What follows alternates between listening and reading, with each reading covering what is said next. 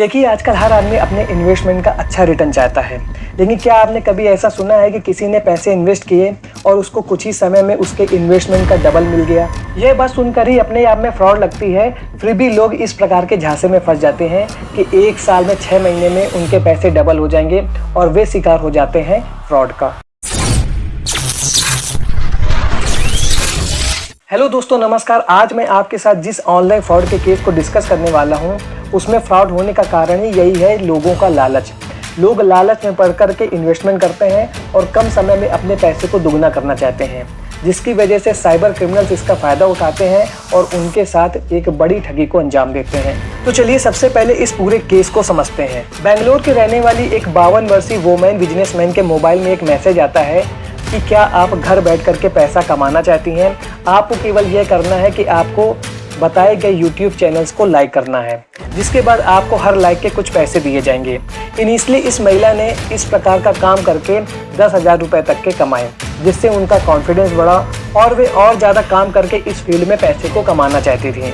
इस women businessman को अपने कॉन्फिडेंस में लेने के बाद साइबर क्रिमिनल्स ने अपनी अगली चाल चली। अब साइबर क्रिमिनल्स ने इनसे यह कहा कि यदि आप हमारे बताए हुए प्लान में इन्वेस्ट करेंगे तो आपका इन्वेस्ट किया हुआ पैसा कुछ ही समय में डबल हो जाएगा।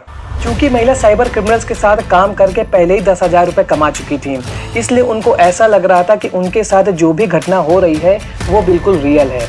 लेकिन साइबर क्रिमिनल्स पर्दे के पीछे अपनी चाल को धीरे धीरे चल रहे थे और इस महिला को अपने कॉन्फिडेंस में ले रहे थे।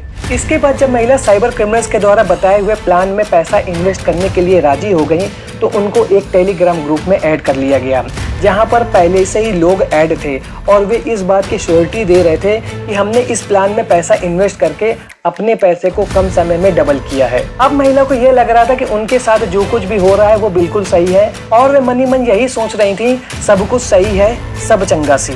अब साइबर क्रिमिनल्स को ये पता चल गया था कि यह महिला हमारे जाल में बिल्कुल फंस चुकी है।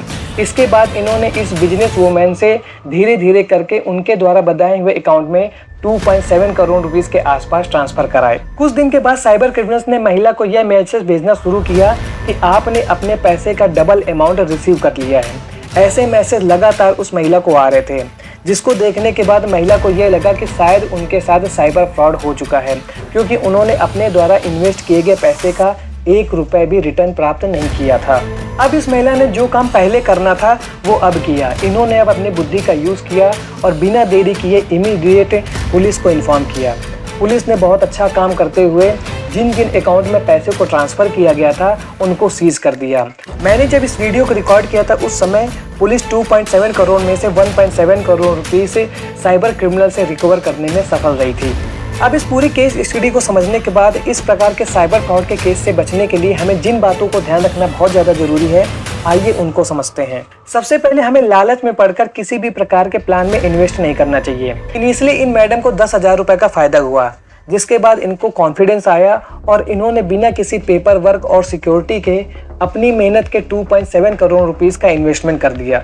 दूसरी बात यह है कि जिन लोगों को ऐसी जानकारी नहीं है कि उनके साथ साइबर फ्रॉड हो सकता है, उनके बारे में तो यह सोचा जा सकता है कि उनसे गलती हो गई है, लेकिन पढ़े लिखे लोग स्पेशली बिजनेसमैन, उनके द्वारा यदि इस प्रकार की गलती की जा रही है तो यह केवल उनके लालच का ही नतीजा है। इसलिए फाइनल कंक्लूजन यही है कि लालच में पड़ कर के अपने पैसे को किसी भी अननोन प्लान में मत लगाएं, जिसके बारे में आपको किसी भी प्रकार की जानकारी नहीं है। जस्ट आपके सामने एक जाल की तरह उसको फेंका गया है, जिसमें आप फंस करके अपने पैसे को गंवा देते हैं।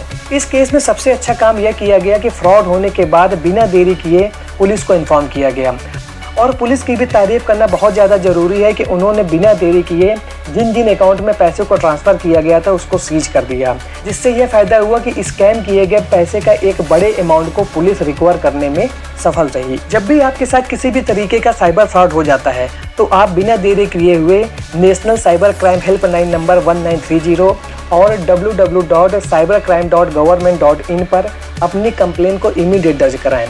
साथ ही पुलिस स्टेशन और अपने बैंक जहां पर आपका अकाउंट है वहां पर भी इन्फॉर्म कीजिए। आप जितनी जल्दी अपनी कंप्लेन को दर्ज कराएंगे उतने ही ज़्यादा चांसेस बढ़ जाते हैं आपके पैसे वापस आने के। एक बात का आप हमेशा ध्यान रखें कि किसी भी अननोन लिंक या पॉपअप पर क्लिक करने से पहले 100 बार जरूर सोचें कि क्या वह जेन्युइन है, क्या वह फ्रॉड का तो नहीं है जो आपके पास आपको फंसाने के लिए आया है। यदि ये सब बातें आपके दिमाग में क्लिक करेंगी तो आप 100% फ्रॉडस्टर के द्वारा फंसाए हुए जाल में कभी नहीं फंसेंगे। इसलिए जानकार बने, सुरक्षित रहें, अपनी जानकारी साइबर क्राइम से रिलेटेड मैटर में ज़रूर बताएं। मिलते हैं नेक्स्ट ऐसे ही इंफॉर्मेटिव वीडियो में, तब तक के लिए थैंक्स फॉर वॉचिंग।